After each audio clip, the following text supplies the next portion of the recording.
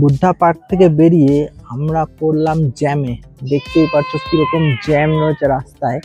প্রায় আধা ঘন্টার ওপরে দাঁড়িয়ে রয়েছি, কিন্তু কখন যে জ্যাম ছাড়বে সেটা বলা যাচ্ছে না। আর এর আগেও নাকি, আমরা তো জাস্ট আধা ঘন্টা হলো দাঁড়িয়ে রয়েছে, এর আগেও নাকি এখানে যারা ছিল তারা নাকি ঘন্টা দেড়েক ধরে দাঁড়িয়ে রয়েছে।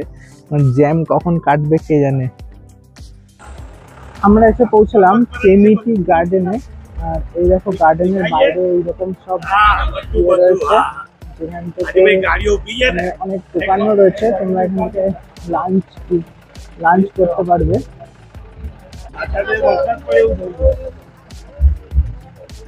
আর এই যে এই সাইডে দেখছো, এটা হচ্ছে এন্ট্রি গেট, এখান দিয়ে নিচে নামলে এন্ট্রি। তো জ্যাম পেরিয়ে আমরা চলে আসলাম কেমিটি গার্ডেনে। আর এই সাইড দিয়ে যেতে গিয়ে আমাদের যেতে হবে ওই গার্ডেনের দিকে সোজা। এইরকম আস্তে আস্তে স্লোপিং রয়েছে। হ্যাঁ, তো দেখো এখানে টিকিট আছে, আর টিকিটের দাম হচ্ছে 30 টাকা করে। আমাদের টিকিট কাটা হয়ে গেছে, আমরা যাচ্ছি সামনে। এই যে দেখতে পাচ্ছ পুরো এরিয়াটাই হচ্ছে চা বাগান। তো এইখানে দেখো এই গাছগুলো তো অলরেডি, চা গাছগুলো অলরেডি কেটে ফেলা হয়েছে। সামনেও দেখি কাটা হয়ে গেছে।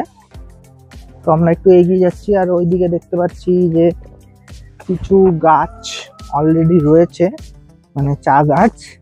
তো একটু এগিয়ে গিয়ে দেখি তোমাদের দেখানো যায় কিনা।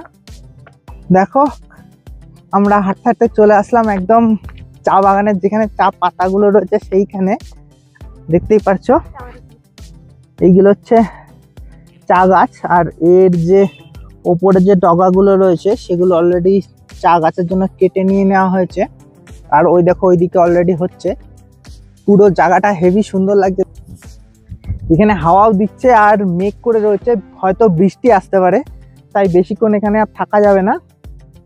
এখান থেকে বৃষ্টি পড়ছে একটু একটু, তো বেশিক্ষণ আর এখানে থাকা যাবে না। তো দু একটা আমরা তাড়াতাড়ি সেলফি তুলে ওপরে যাব। তো দেখা হচ্ছে পরের ভিউ পয়েন্টে।